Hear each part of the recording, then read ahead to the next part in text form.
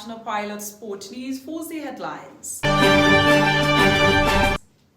Exclusive. Kwara United may play Confederation Cup Home Fixtures away from home as Stadium Fails Confederation of African Football CAF Standard. Over 1,200 athletes stormed Ilorin for NYSF zonal trials. Arsenal beat Manchester United 1-0 on opening weekend of Premier League season. Other Premiership results to come.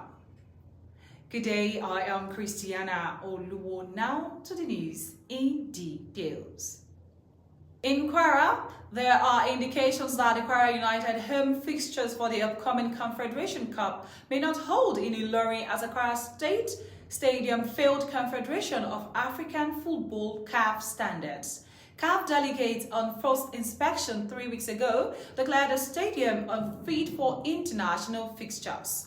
Only Moshood Abiola National Stadium, Abuja, and Godswill Akpabio International Stadium, Uyo, were cleared for the Confederation Cup preliminaries.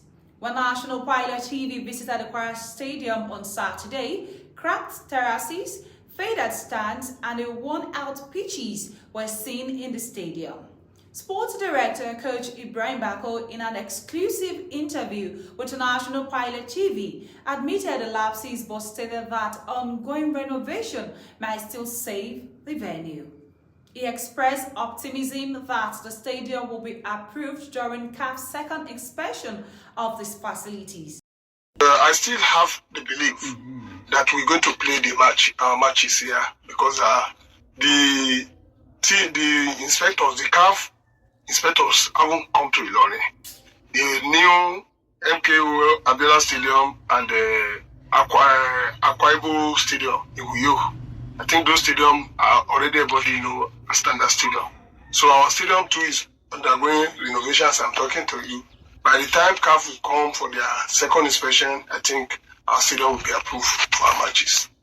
Also, Kwara United fans who spoke on National Pilot TV voiced their disappointment and frustrations over CAF's declaration of Kwara State Stadium as unfit for Confederation Cup fixtures. For Eyitaya Samuel, CAF's declaration of the Kwara State Stadium unfit for the international fixture is a lost chance to revive football culture in Kwara State. Basically, I'm very upset concerning shifting placement and the playing ground for Kwara United to Abuja. Based on lack of infrastructure that can meet up with their level and standard of competition. Well, at the same time, I think there's no more sustainability. It's not a good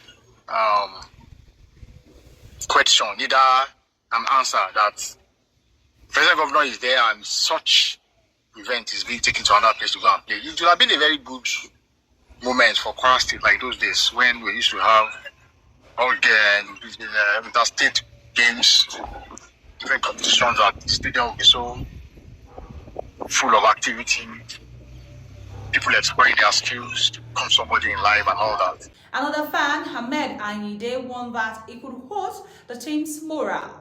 A supporters club member, Ibrahim Yusuf, blamed Kwara State government for repeated failures.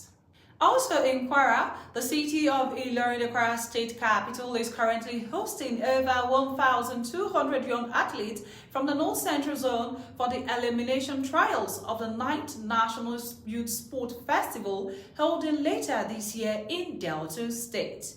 The trial features 9 team sports with only 2 qualifiers per category.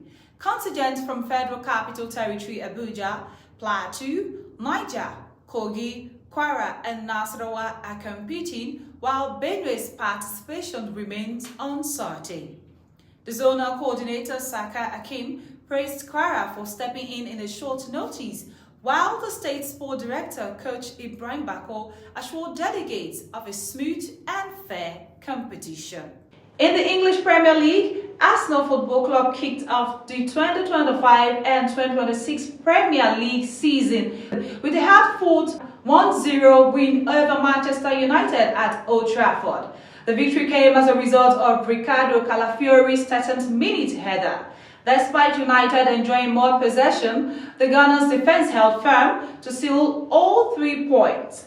In other Premier League fixtures, Liverpool hammered Bournemouth by 4-2, while Manchester City recorded an emphatic 4-0 win over Wolves. Also, West Ham lost by 3-0 against newly promoted side Sunderland. Tottenham clinched 3-0 victory over Burnley as Brighton played out 1-1 draw against Fulham. Aston Villa and Newcastle shared the spoils with a 0-0 draw as Crystal Palace held Chelsea to a goals draw at Stamford Bridge. And that's all for our news for today. For any reportage of happenings around you, do call our report line on 081-3428-3132. Don't forget to follow us on all our social media platforms at National Pilot Newspaper and subscribe to our YouTube channel at National Pilot TV. Many thanks for staying with us. I am Christiana Oluwo. Have an amazing day.